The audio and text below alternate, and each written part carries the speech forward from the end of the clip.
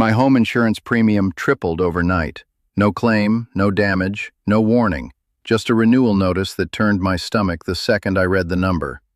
I called, expecting a clerical error. What I got instead was worse. My policy had been flagged for elevated risk over a formal HOA complaint, one I'd never been notified of, never seen, never even known existed. Someone had reported my house as a hazard, and my insurance company believed them before they ever believed me. This wasn't just a house. My wife and I gutted it down to the studs ourselves, board by board, until every inch of it was ours. A stranger's signature on a risk file was about to undo 20 years of work in one renewal cycle. So I pulled the file. Buried at the bottom, under a job title meant to make it look official, was a name I recognized instantly. Not from any insurance office. From my neighbor's driveway, months earlier, screamed in the middle of a breakup I was never supposed to overhear. The underwriter who tanked my premium was my neighbor's ex-girlfriend. My name is Russell Hartley, 58, retired now, though for 30 years I worked as a fire safety inspector, walking through other people's homes looking for hazards nobody wants to find in their own. There's a joke in that. The inspector who couldn't spot the danger sitting 2 doors down. I live alone in Cedar Hollow Estates.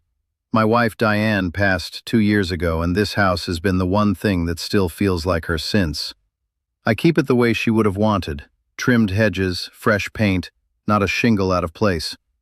Around the neighborhood, I'm the guy who fixes a leaning fence or checks a smoke detector for the older folks on my street. Quiet, reliable. The kind of neighbor nobody complains about, which is why it caught me off guard when things went cold with Colton Reyes, the newer face 2 houses down. His girlfriend Vanessa had moved out 6 months before, and not quietly. Since then, Colton had gotten unusually close with the HOA board. Closer than made sense for a man who'd barely said 2 words to Warren Bishop before. Warren Bishop had run the Cedar Hollow Estates HOA for 6 years, and in that time he'd turned a volunteer position into something closer to a small kingdom. He wore a blazer to board meetings that nobody else bothered dressing up for. He kept a laminated copy of the community bylaws on his desk like a Bible, though I'd come to learn he only opened it when it suited him. Bishop didn't manage the neighborhood so much as curate it. Which hedges were too tall, which mailboxes were the wrong shade of black, whose trash cans sat at the curb an hour too long on collection day. People joked about him behind his back. Nobody joked about him to his face. The notice came 3 days after my insurance company dropped the news on me, and reading it explained everything and nothing at once. It cited 2 violations. The first, an unpermitted structural modification to a rear deck, language stiff enough to make it sound like I'd built an illegal addition, instead of replacing a few boards Diane and I had already had inspected and signed off on years earlier. The second was worse. Hazardous wiring exposure exterior. The kind of phrase designed to make an insurance underwriter's eyes widen before they'd even seen a photograph. I'd spent 30 years walking through houses looking for exactly that kind of hazard. My own house didn't have it. I would have known. I drove to the HOA office that afternoon, notice in hand, expecting a conversation. What I got was Bishop behind his desk, reading glasses pushed low on his nose, doing his best impression of a man far too busy to be bothered. "Mr. Hartley," he didn't stand up. "I assume you're here about the notice. I'm here about a complaint I never received, referencing an inspection I never scheduled, for problems that don't exist. The complaint went through proper channels." "Whose channels? Whose complaint?" He folded his hands on the desk, the same gesture I imagine he used at every meeting where someone asked a question he didn't want to answer. "Board procedure protects the identity of the complainant. It's for everyone's protection, Russell, yours included, frankly. There's nothing in the CC&Rs about protecting a complainant's identity. I've read them, twice actually since Tuesday. There are policies that don't need to be written down for everyone to see." He said it like it was self-evident, like the rules of Cedar Hollow existed on 2 tracks, one for homeowners to follow, and one Bishop kept in his head for whenever the first one got inconvenient. I asked him directly for the complaint file, the inspection report, the name of the inspector, the date and time the alleged hazard was documented. Under the bylaw's disclosure clause, a homeowner facing a violation notice is entitled to the underlying documentation. I'd read that section enough times that morning to recite it word for word if he wanted me to. Bishop didn't want me to. "There's a confidentiality policy that governs those records," he said. "I'm not able to release the file without board approval." "What confidentiality policy? Cite the section." He didn't cite the section. He couldn't because it didn't exist. Not in the CC&RS, not in the bylaws, not in any governing document Cedar Hollow had ever ratified. I'd checked. What he had instead was a tone, a posture, the practiced stonewall of a man who'd learned that most homeowners give up somewhere around their second unanswered question. I wasn't most homeowners. I'd spent 3 decades filing my own reports, citing my own codes, standing in rooms with people who hoped I'd get tired and sign off on something I shouldn't. I knew what a stall tactic sounded like from the inside. "Warren, I want the inspection date." He hesitated just long enough that I noticed it, then pulled a single sheet from a folder and turned it toward me, not handing it over, just letting me read it from across the desk, like a poker player showing half a card. The date on the inspection was a Tuesday, mid-afternoon. A Tuesday I remembered clearly because I'd been 40 minutes away at Diane's brother's place in Millbrook, helping him replace a water heater. I hadn't been home. No one had knocked. No inspector had called ahead, left a card, or followed up after. If someone had genuinely walked my property that day and documented hazardous wiring, they'd done it without ever making contact with the homeowner, which wasn't just sloppy. Under the HOA's own inspection protocol, any exterior inspection triggering a violation notice required documented homeowner contact first. This one had none. I didn't say all of that to Bishop right then. I filed it away instead, the way I used to file away the small inconsistency in a report that told you the bigger story was still coming. Bishop thought he'd ended the conversation by refusing to hand over a file. What he'd actually done was hand me my first real thread to pull. "I'll be following up in writing," I told him, standing before he could usher me out first. "That's your right," Bishop said, already looking back down at whatever had been more important than me the whole time. I left the office with more questions than I'd walked in with, and for the first time since the renewal notice landed on my counter, I felt something other than confusion. I felt certain that whatever this was, it hadn't started with a wiring problem at all. The morning after my visit to Bishop's office, I sat down at Diane's old desk in the spare room with a pot of coffee and the Cedar Hollow Estate's governing documents spread out in front of me. The CC&Rs, the bylaws, the architectural guidelines nobody but Bishop had ever seemed to take seriously. I read them the way I used to read fire code updates, line by line, looking for the gap between what people assumed the rules said and what they actually said. The disclosure section wasn't buried. It was right there in Article 7, plain as anything.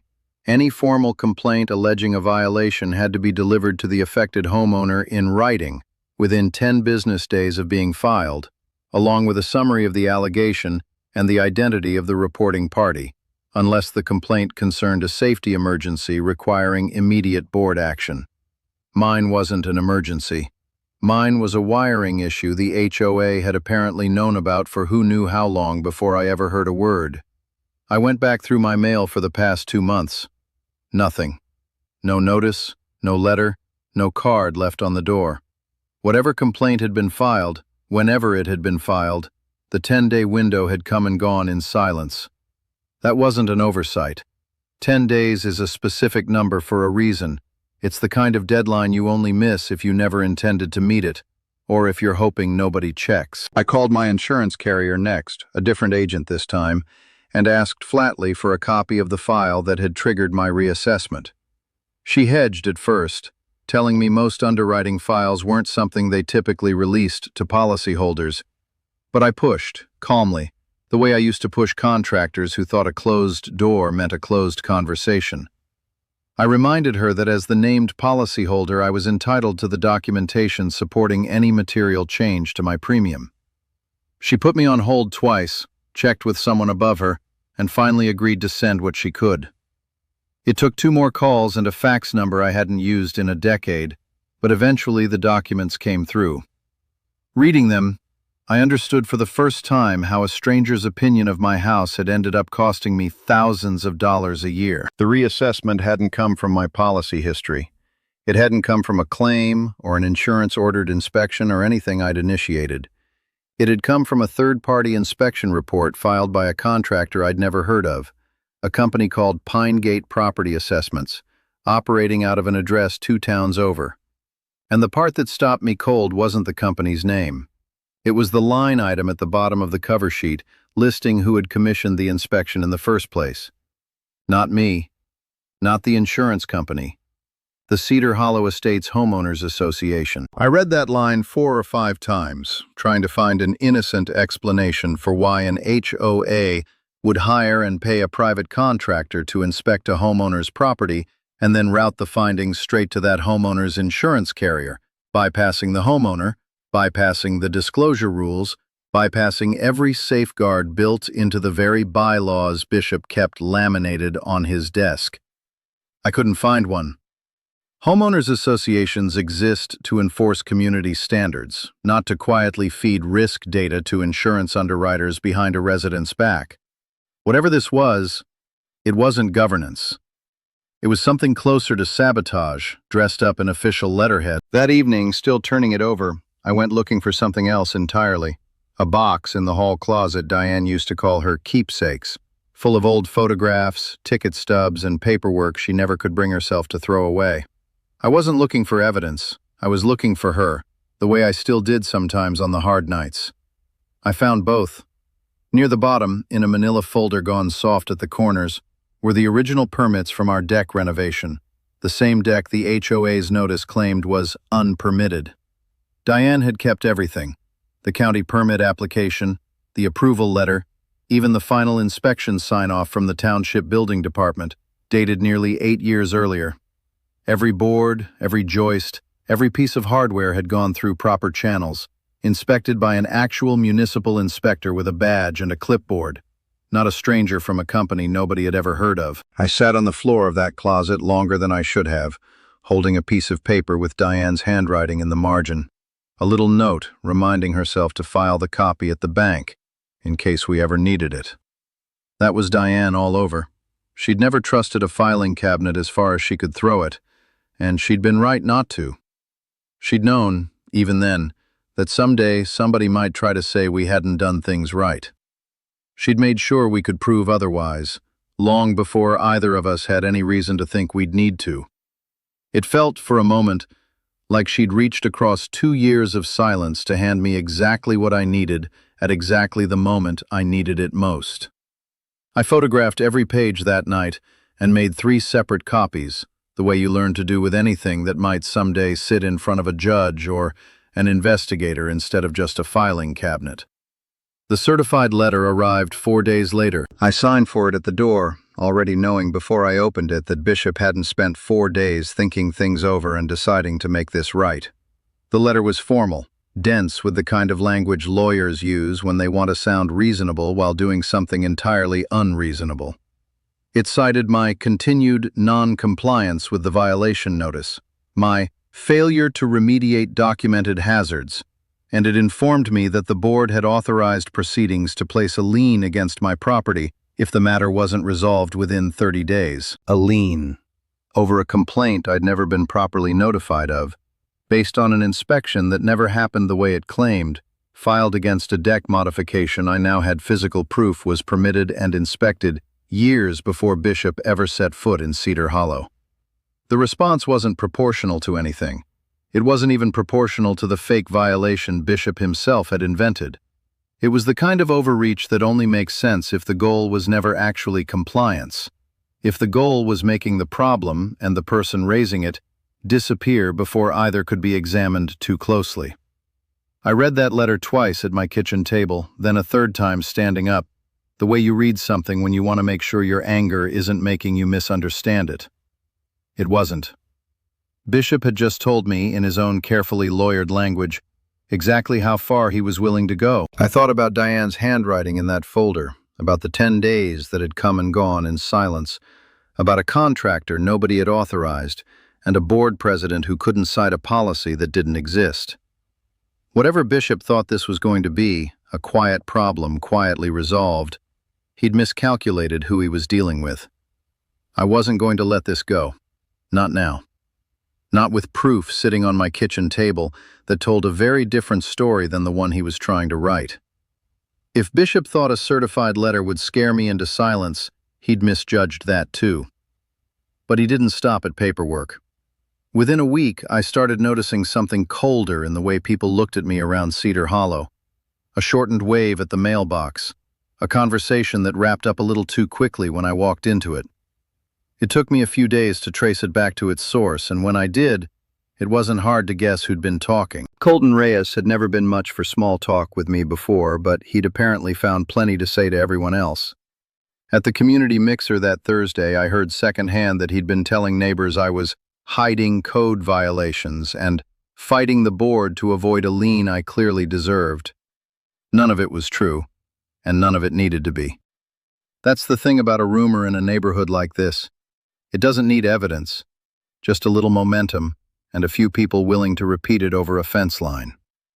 By the end of the week, 2 neighbors I'd known for over a decade were suddenly polite in a way that felt like distance instead of warmth. The kind of politeness people use when they've already made up their minds and don't want to argue about it. I didn't confront Colton directly, not yet. I wasn't interested in a shouting match on someone's front lawn that would only give Bishop more material to work with. A temperamental neighbor was a much easier story to sell than an inspection that never happened. What I was interested in was why a man who'd barely spoken to Bishop a year ago was now apparently comfortable enough to run errands for him, spreading exactly the story that would make my complaint look like sour grapes instead of a legitimate grievance. The answer came from somewhere I didn't expect. Priscilla Doyle had been my insurance agent for almost 6 years, long enough that our calls usually opened with a question about her kids before they got to policy numbers. She called me on a Tuesday evening, her voice lower than usual, the tone of someone checking twice that the office door was closed before she said anything. "Russell, I probably shouldn't be telling you this," she said, "but I think you deserve to know who signed off on your file." I told her I already knew it wasn't her, and she said that was exactly the point. It wasn't anyone from the usual underwriting team either. The reassessment had gone through a newer hire in the branch, someone who'd only been with the company a few months, brought on after a rocky stretch in her personal life that Priscilla said she didn't know the full story of, only that it had followed her from wherever she'd lived before. Priscilla read me the name off the file before I could ask. Vanessa Kepler. I sat with that for a moment, the phone still against my ear, running the name back through everything I already knew. Vanessa Kepler, Colton's ex, the woman who'd moved out of Cedar Hollow 6 months earlier, under circumstances messy enough that half the street had an opinion about it, and who, as far as I understood, hadn't wanted anything more to do with this neighborhood or the people in it. And now here she was, an underwriter at my insurance company, somehow the one person who'd taken a fabricated inspection report and turned it into a number that could cost me my house. Whether that was coincidence, carelessness, or something arranged, I didn't know yet. But I knew I wasn't going to find out by sitting still. I let myself sit with the coincidence for a night before I let it turn into a theory. Vanessa Kepler processing my file could have been nothing more than bad luck. A new hire assigned whatever crossed her desk, with no idea the address belonged to anyone connected to the life she'd left behind. But bad luck doesn't usually come paired with a fabricated inspection report, filed by a company nobody in Cedar Hollow had ever hired before, commissioned by an HOA board with a personal grudge against the homeowner in question. Somebody had put that report in front of her. The question was whether she knew what she was signing off on, or whether she was just as much a piece on this board as I was. I decided not to guess. I decided to build something instead. I started treating the whole situation the way I used to treat a suspicious fire scene. Assume nothing, document everything, and let the paper trail do the talking instead of my temper. I drafted a formal written request to the HOA under the bylaw's records access provision, asking for the complete complaint file, the contractor's licensing information, and the invoice showing who had actually paid for the Pine Gate inspection. I sent it certified, the same way Bishop had sent his letter to me, so there'd be a record he'd received it and a clock running on his response. I went out to the deck with my old digital camera and photographed every board, every joint, every run of wiring along the exterior, time-stamped and dated, matched against Diane's original permits so there'd be no question of what the property actually looked like versus what the notice claimed. I made a folder. Then I made 3 copies of the folder because that had always been the rule. 1 copy is a document, 2 copies is a habit, 3 copies is something that survives a fire, a flood, or somebody trying to make it disappear. And then I did something I probably should have done from the start. I filed a formal complaint with the State Insurance Commissioner's office, laying out the timeline as plainly as I could. An HOA commissioned inspection routed directly to an insurer without homeowner notification, processed by an underwriter with a personal connection to the parties involved, resulting in a tripled premium based on findings I could now prove were false. I didn't know yet what the commissioner's office would do with it. I only knew that a complaint like mine belonged somewhere it couldn't be quietly filed and forgotten, the way Bishop clearly hoped everything else would be. Bishop, as it turned out, wasn't interested in giving me time to finish any of it. 4 days after my records request landed on his desk, a notice went out to the board announcing an emergency session, scheduled with barely 72 hours warning, buried in language about urgent compliance matters requiring immediate board action. I didn't need to read between the lines. Bishop was moving to approve the lien before I could present a single page of what I'd gathered, before the commissioner's office could even open a file, before anyone in that room had a reason to doubt the story he'd been telling since the day the first notice landed in my mailbox. I had photographs, I had permits, I had a records request he hadn't answered, and a state complaint he didn't know existed yet. What I didn't have was time, and Bishop, whether he understood exactly what I was building or simply sensed the walls closing in, seemed determined to make sure I never got the chance to use any of it. Pinegate property assessments turned out to be harder to find than a company name usually is. There was no website worth calling one, just a single page with a phone number and a stock photo of a house that didn't belong to anyone real. No listed office hours. No staff directory. When I finally got someone on the phone, a man who introduced himself only as the inspector, he seemed surprised anyone was calling to ask questions instead of just paying an invoice. I asked him plainly whether he was licensed with the State Contractor Board. He hesitated, then admitted Pinegate operated as a consulting service, not a licensed inspection firm, which was his way of saying no without saying it. I checked anyway, the way I'd checked everything else in this whole mess. The State Board had no record of Pinegate property assessments under any name, any license number, any registered agent. Whatever this company was, it wasn't qualified to conduct the kind of hazard inspection that had tripled my insurance premium, and somebody at Cedar Hollow either hadn't checked or hadn't cared to. He was cagier about payment until I mentioned calmly that I'd already filed a complaint with the State Insurance Commissioner and that Pinegate's name was in it. That got him talking. He told me reluctantly that the inspection had been paid for in cash, up front, arranged through the HOA's management office rather than billed to me directly. That detail mattered more than it might have sounded.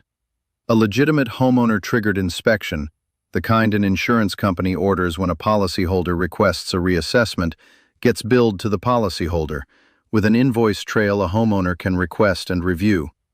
Mine had never gone through me at all.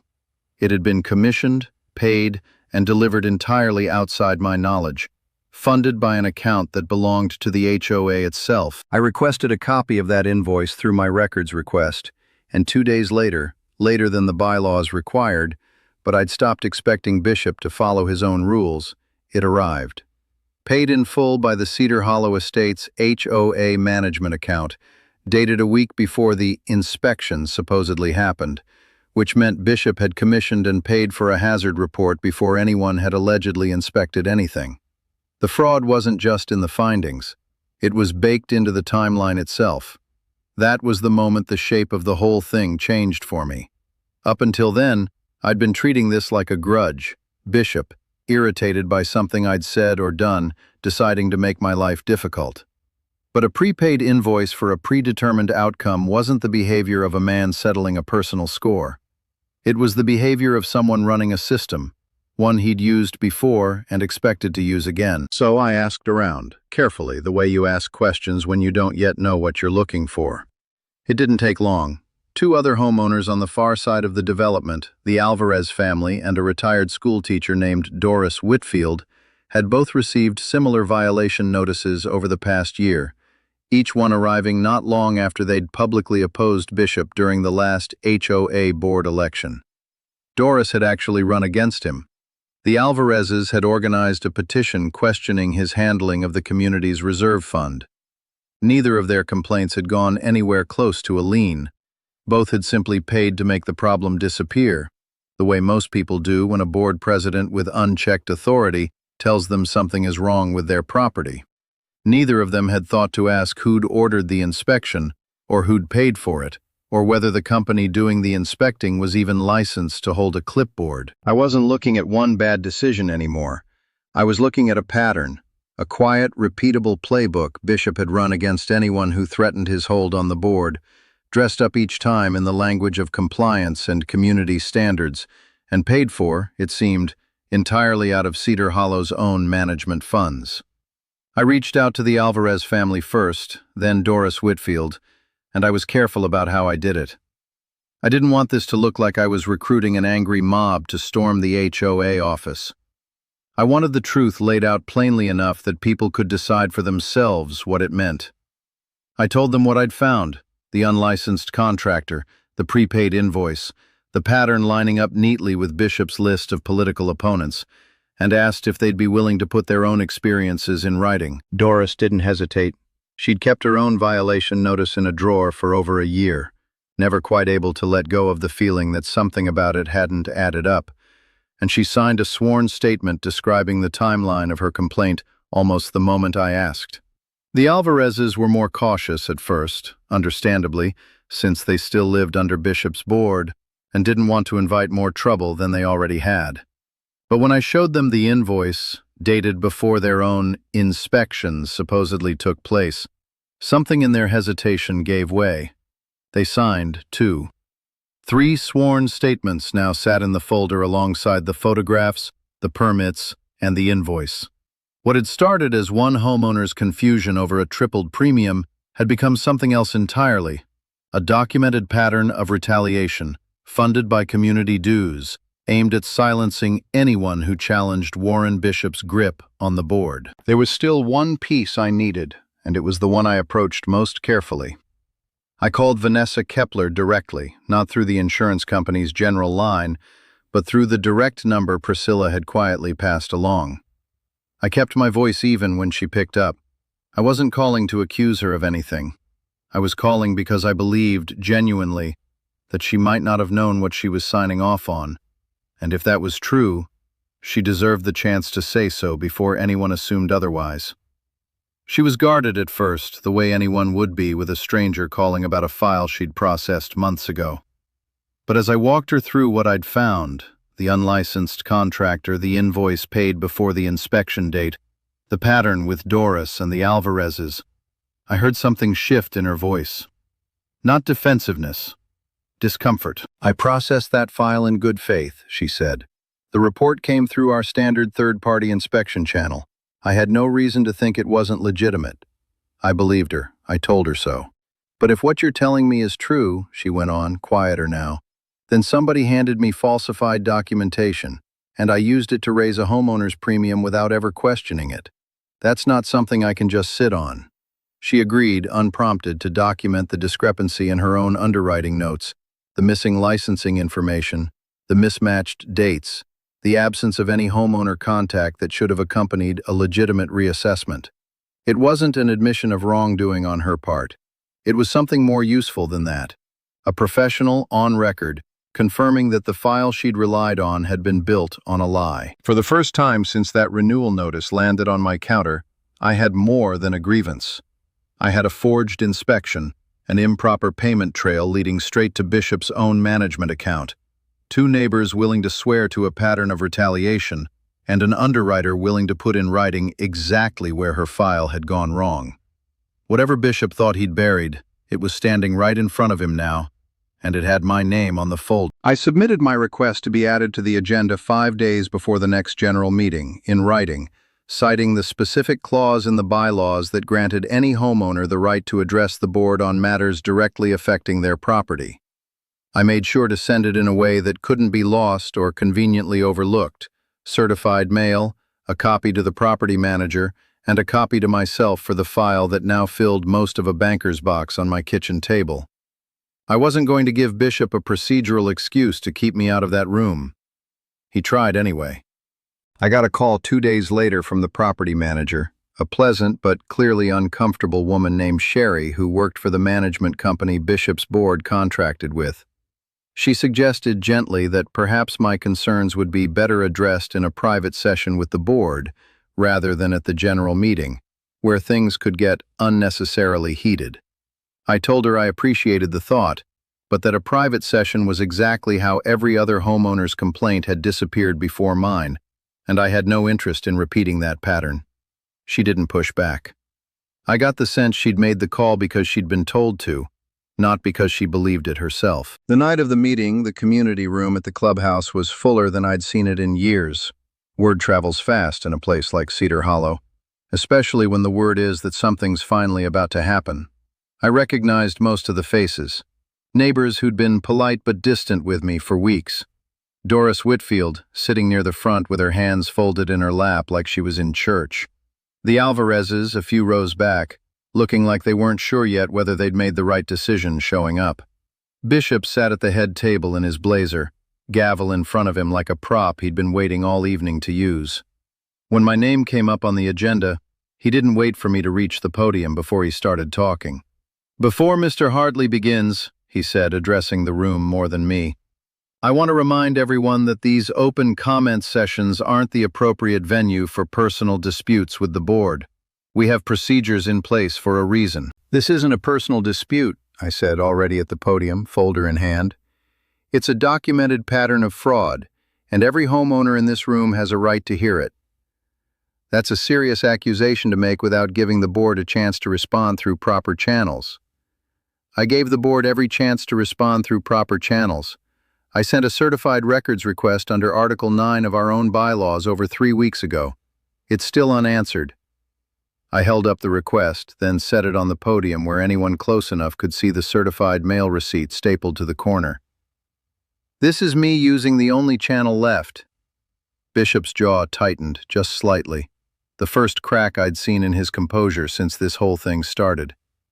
He glanced toward the other board members, maybe hoping one of them would jump in and back him up. Nobody did, not yet. "5 minutes, he said finally, tapping the gavel once like he was still the one setting the terms.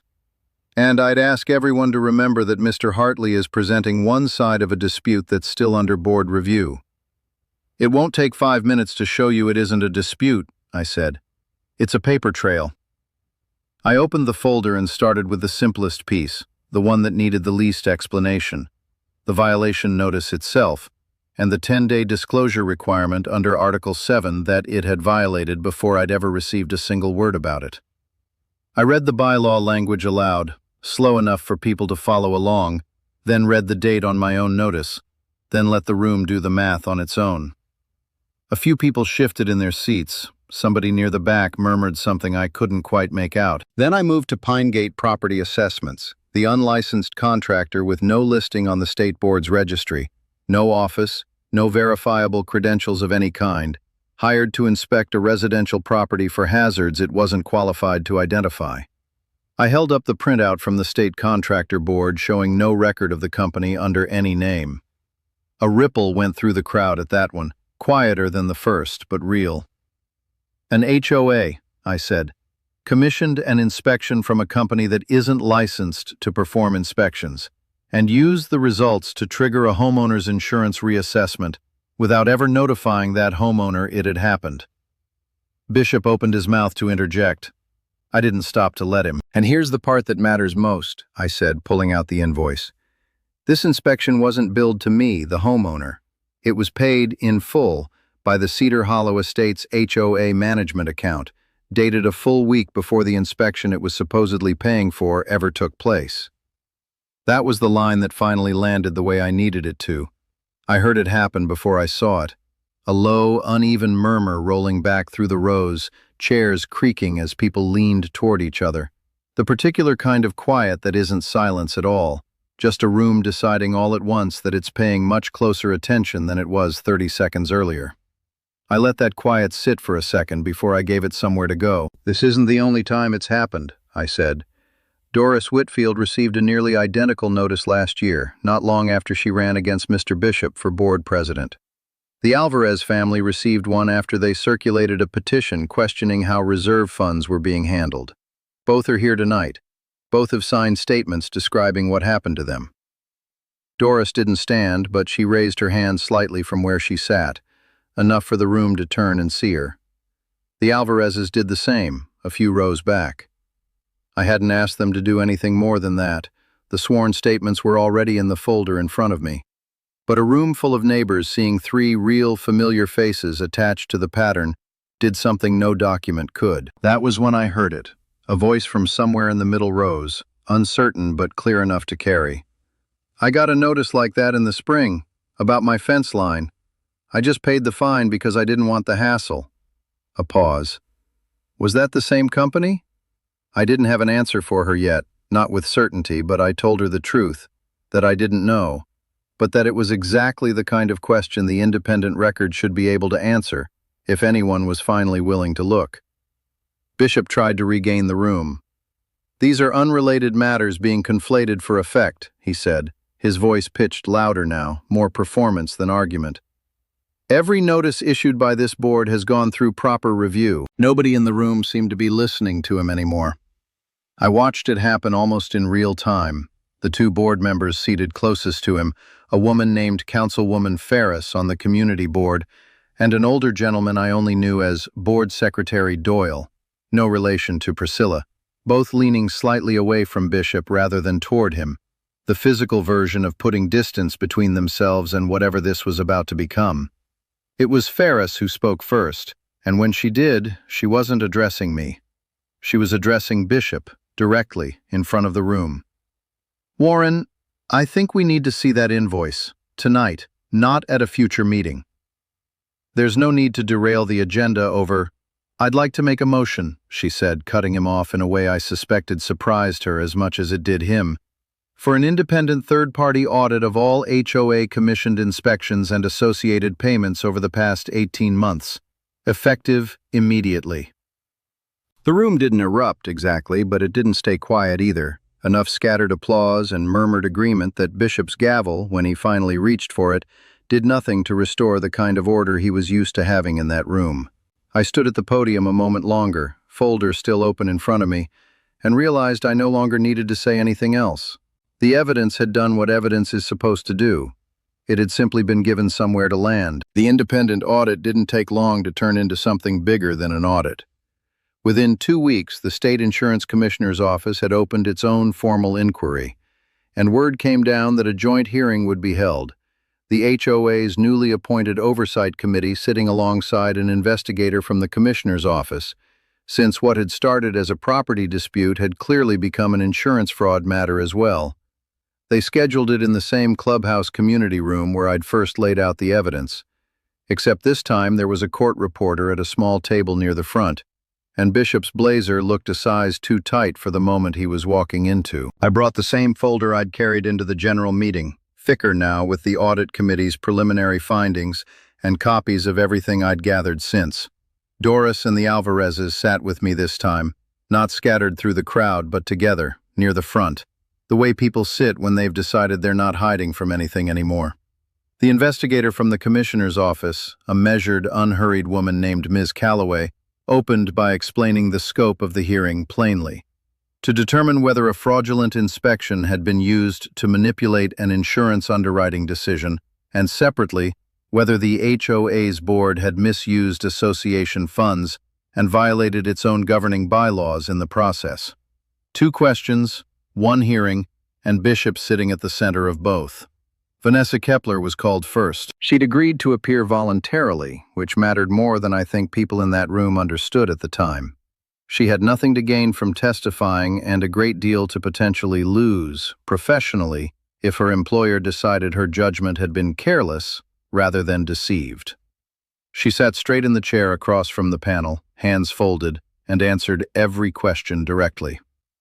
When you processed the reassessment on Mr. Hartley's policy, Ms. Calloway asked, did you receive documentation confirming the inspecting company's licensing status? No, Vanessa said. Under normal underwriting procedure, a third-party inspection report is expected to include the contractor's license number and a homeowner contact confirmation. Neither was present in this file. I should have flagged that gap before processing it, and I didn't. That's on me professionally. But I want to be clear. I had no knowledge the report itself had been fabricated or paid for in advance of any actual inspection taking place. Were you aware of any personal connection between yourself and the parties involved in this complaint? Vanessa's composure held, though I could see what the question cost her. I was previously in a relationship with Colton Reyes, who lives near Mr. Hartley in Cedar Hollow Estates. I want to state clearly that I did not know his name or any connection to this property at the time I processed the file. I recognized the address only after Mr. Hartley contacted me directly, which is when I began reviewing my own notes more carefully. It was, I thought, watching her, the most honest thing anyone connected to Bishop's side of this had said since the whole thing started. She wasn't protecting herself. She was correcting the record, even where it made her look imperfect rather than innocent. And there's a kind of credibility that only comes from a witness willing to do that. She finished by reading into the official record the amended note she'd added to my underwriting file weeks earlier, the missing license number, the absent homeowner contact, the mismatch between the invoice date and the claimed inspection date. It wasn't dramatic. It didn't need to be. A quiet, precise correction of the record carried more weight in that room than any accusation I could have made myself. The man from Pinegate Property Assessments was called next, and he looked considerably less confident than he had sounded on the phone. He'd been advised, he told the panel, that his own liability in this matter depended heavily on how forthcoming he was, and it showed in the way he answered, quickly, plainly, with none of the evasiveness he'd shown me weeks earlier. Who commissioned the inspection of Mr. Hartley's property? Ms. Calloway asked. The HOA's management office, Mr. Bishop specifically. He called me directly. And what were you asked to document? He hesitated, glancing once toward Bishop before answering. I was given a description of what the report needed to say before I ever went out to the property. Wiring exposure, deck damage. I was told what to write, and I wrote it. Did you conduct any physical inspection of the property at all? I drove by. I didn't go inside the fence line. There was no wiring exposure to document because I never actually inspected the wiring. A pause. I should have refused the job. I didn't because I needed the money, and Mr. Bishop made it clear this was the kind of work that could keep coming if I did it right. The room was dead quiet by then, the kind of quiet that isn't waiting for the next question so much as absorbing what had just been said. Bishop's expression hadn't changed much throughout the hearing, but something in his jaw had, a tightness that hadn't been there when Vanessa testified. I was called next, briefly, mostly to formally enter the last piece of evidence into the record. I walked to the table and placed Diane's folder in front of the panel, the county permit application, the approval letter, the final township inspection sign-off, all of it dated years before Bishop had ever accused me of an unpermitted modification. These documents, I said, prove the deck referenced in the violation notice was permitted, inspected, and approved by the township 8 years ago. There was never a code violation to investigate in the first place. Ms. Calloway examined each page, then looked up. This directly contradicts the basis of the original complaint. It does, I said, because the complaint was never really about the deck. That was when the panel turned, for the first time directly and at length, to Bishop himself. One of the Oversight Committee members, a soft-spoken man who'd said almost nothing until then, asked the question that finally connected every piece sitting on that table. Mr. Bishop, can you explain why 3 homeowners who publicly opposed your leadership, Mr. Hartley, Ms. Whitfield, and the Alvarez family, each received violation notices generated through the same unlicensed contractor, paid for through HOA funds, within months of their opposition becoming public? Bishop tried at first to fall back on the language that had worked for him for 6 years. Procedure, board discretion, the community's best interests. But procedure doesn't explain a prepaid invoice dated before an inspection. Board discretion doesn't explain three coincidences with the same shape, aimed at the same three people, using the same unlicensed company. He said the words anyway, and I watched them land with less weight each time, until even the board members who'd sat beside him for years stopped bothering to look convinced. "I was protecting the integrity of this community," he said finally, his voice thinner than I'd ever heard it. "Sometimes that means making difficult calls that aren't popular." Nobody in that room believed the difficult calls had ever been about the community. By then, it wasn't even a question anymore. It was just a matter of what the panel was going to do about it. The panel didn't deliberate long. Ms. Calloway noted for the record that the commissioner's office would be opening a formal fraud investigation into Pinegate property assessments, based on the contractor's own testimony that the inspection report had been written to specification before any actual inspection occurred. She stated plainly that this constituted a violation of state insurance fraud statutes, separate from any action the HOA itself might take, and that my insurer would be formally directed to reverse the premium reassessment in its entirety and reimburse the difference I'd already paid since the policy renewed. Not adjusted, not partially corrected, reversed, in full, with the overcharge returned. I felt that land somewhere I hadn't expected. Not triumph exactly. More like the release of a breath I'd been holding since the morning I opened that renewal notice. It wasn't just that I'd been right. It was that someone with the authority to make it matter had finally said so, out loud, on the record. The Oversight Committee moved next to the HOA's own findings. The soft-spoken board member who'd asked Bishop the pointed question earlier made a formal motion that the lien threatened against my property be rescinded immediately and permanently, given that the underlying violation notice had been built on a fabricated inspection and directly contradicted by documented, permitted work completed years prior. The motion passed without a single dissenting vote. Even the board members who'd sat beside Bishop for years, who might once have backed him reflexively, voted to rescind without hesitation. Whatever loyalty had held that board together, it hadn't survived the hearing. Then came the vote nobody had scheduled for that night, but that everyone in the room seemed to have been waiting for regardless. Councilwoman Ferris, the same board member who'd called for the audit at the general meeting, stood and made a motion of no confidence in Warren Bishop's continued service as board president, citing the documented misuse of association funds, the fabricated inspection scheme, and the pattern of retaliation against homeowners who had opposed him politically. Bishop tried briefly to argue procedure one more time, that a no-confidence vote required advance notice under the bylaws, that this wasn't the appropriate forum.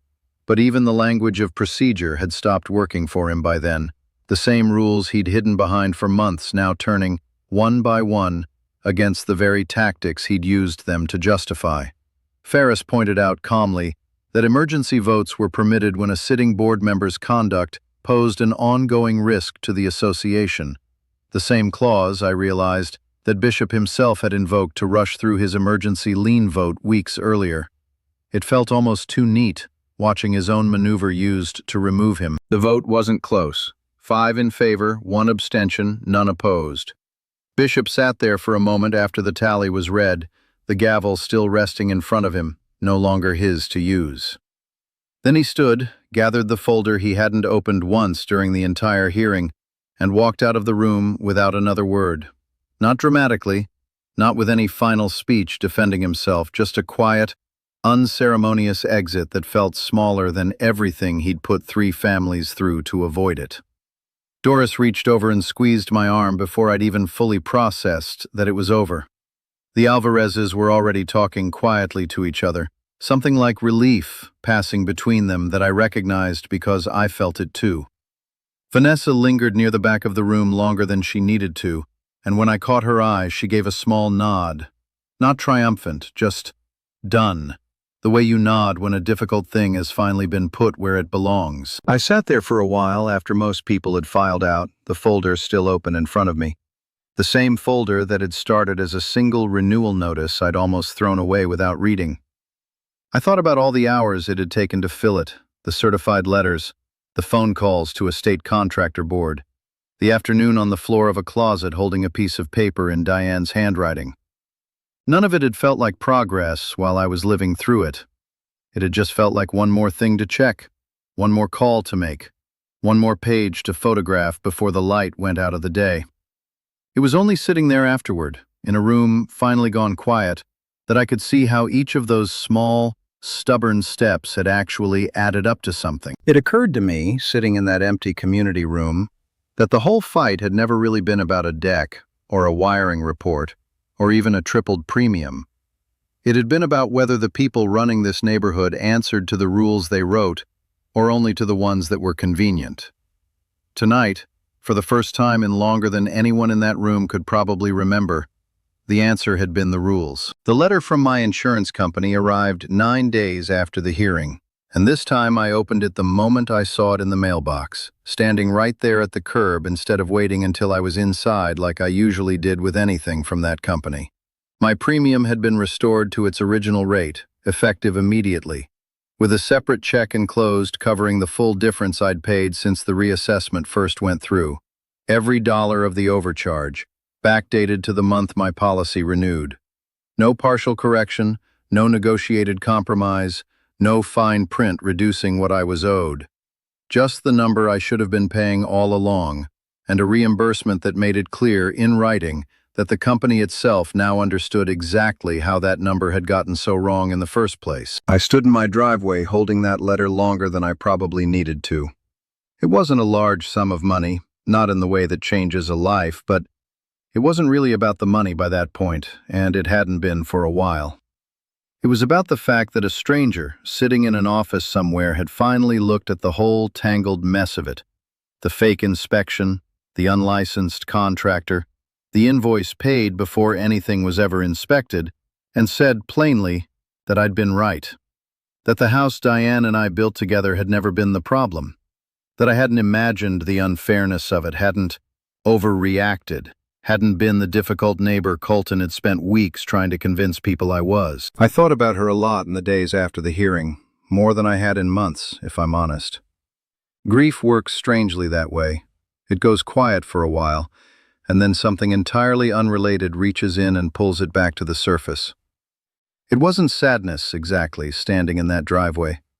It was something closer to gratitude, the kind that comes with wishing, just for a moment, that the person you want to tell something to could actually hear you say it. Diane had been the one who insisted on filing every permit, every inspection sign-off, every scrap of paperwork that proved we'd done the renovation the right way.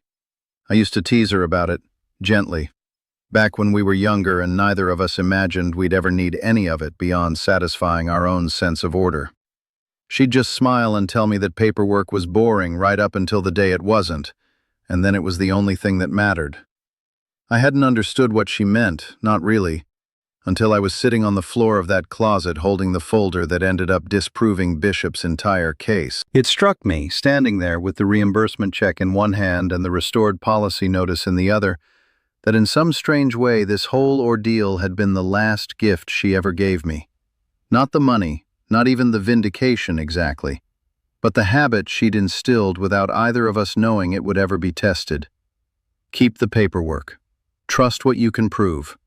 Don't let anyone rewrite the story of your own home while you're standing right there in it. The toll of the last 2 months had been real, even if it was hard to point to any single moment and say that was the worst of it. It was more of an accumulation, the sleepless nights running through disclosure clauses in my head, the strange cold distance from neighbors I'd known for a decade, the low hum of anger that sat under everything I did for weeks. Whether I was mowing the lawn, or making coffee, or lying awake doing math on premium increases at 2 in the morning. There were mornings I caught myself standing at the kitchen counter with a cup of coffee going cold in my hand, having drifted off into replaying some conversation with Bishop instead of actually starting my day. I hadn't realized how much of that weight I'd been carrying until it started to lift, gradually, in the days after the hearing. I slept better.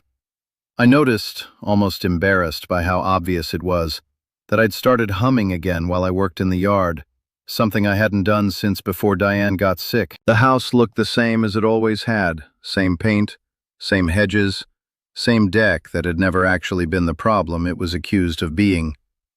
But it felt different to stand on it now, knowing that every board of it had been vindicated in a public record somewhere, that the story Bishop had tried to tell about my home was now officially, permanently wrong. I don't know if Diane would have been surprised by any of this. Knowing her, I suspect she would have simply nodded, unsurprised, the way she always did when something she'd quietly prepared for finally proved its worth. Doris Whitfield and the Alvarez family got their own reversals within the month, each following the same pattern mine had: reinstated policies, backdated reimbursements, formal notations in the HOA's records acknowledging that both prior complaints had been generated through the same fraudulent process. Doris told me, over coffee on her porch a few weeks later, that she'd kept that old violation notice in a kitchen drawer for over a year, unable to throw it away and unable to look at it either, like it was proof of something shameful instead of proof of something done to her. She finally burned it in her fire pit the week her reversal letter came through, and she said it felt better than she expected, watching a year of quiet resentment go up with it. The Alvarezes were more publicly relieved than either of us, mostly because they had two teenagers who'd absorbed more of the family's stress than anyone realized until it lifted. Their oldest told me, at one of the first genuinely relaxed community gatherings since all of this started, that she'd stopped telling friends where she lived for a while because she didn't want to explain the fight her parents were having with the HOA.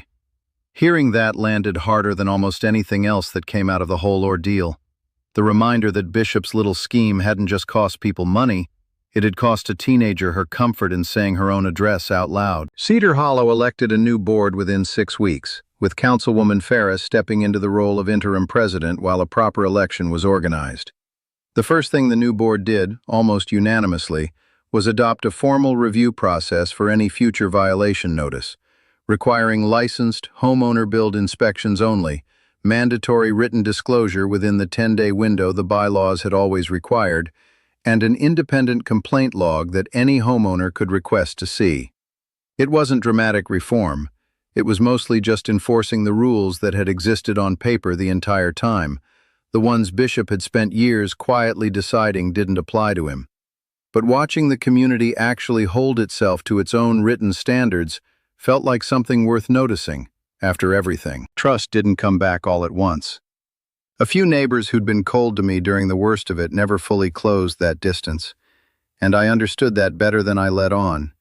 It's easier to keep believing a comfortable rumor than to sit with having been wrong about someone. But most people came around, slowly, the way trust usually does after it's been shaken. Small things first. A wave that lasted a beat longer than it needed to. Someone stopping to ask, genuinely, how I was holding up rather than just performing the question on their way past. Vanessa reached out to me directly about 2 weeks after the hearing, which surprised me, since I'd assumed our business with each other was finished the moment she finished testifying. She asked if I'd meet her for coffee, and I said yes, mostly out of curiosity about what she still had to say. "I want to thank you," she told me, turning her cup slowly on the table between us, "for calling me instead of just reporting me. Most people in your position would have gone straight to my employer or to the commissioner's office, without ever giving me the chance to explain what actually happened. You didn't do that. You let me correct the record instead of just being the villain in it." I told her the truth, that I hadn't been sure when I first learned her name whether she was part of what Bishop had built or just caught up in it. But it hadn't taken long talking to her to see the difference, and I said as much. She nodded, quiet for a moment, then told me she'd requested a transfer to a different branch entirely, partly for professional reasons, partly because she was tired of being a footnote in a story about Colton Reyes that she'd already spent 6 months trying to leave behind. Colton's fallout was quieter than Bishop's, but it was real all the same. Nobody ran him out of the neighborhood or confronted him publicly the way the hearing had confronted Bishop. It was smaller than that. Invitations that stopped including him, conversations that ended a beat sooner when he walked up, the particular kind of social exile a community delivers without ever needing to hold a meeting about it. He'd made his choice, helping spread a story he had to have known wasn't true, and the neighborhood simply stopped extending him the benefit of the doubt it once had. He moved out of Cedar Hollow entirely about 4 months later. Nobody organized a going-away gathering, and nobody seemed to notice the absence of one. Looking back on all of it now, what stays with me most isn't the hearing, or the vote, or even the check that finally arrived to set things right. It's how small the beginning of it was.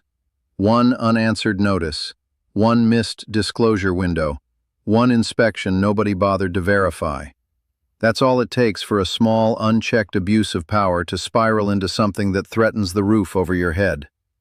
Nobody warns you that the danger to your home might not come from a fire or a storm, but from a board president with a laminated copy of the bylaws and a willingness to ignore every rule in it whenever it suited him.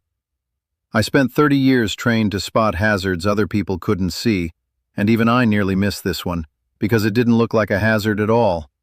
It looked like paperwork. If there's one thing I'd want another homeowner to take from all this, it's simple. Know your paperwork. Know your rights. Keep copies of everything, even the boring stuff, especially the boring stuff, because you never know which permit or which inspection sign-off is going to be the one piece of paper that saves your house someday.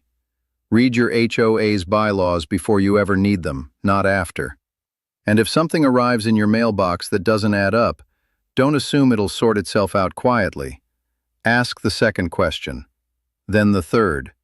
Most people who abuse a little authority are counting on you not to. I think about Diane every time I walk out onto that deck now, the one that was never the problem it was accused of being.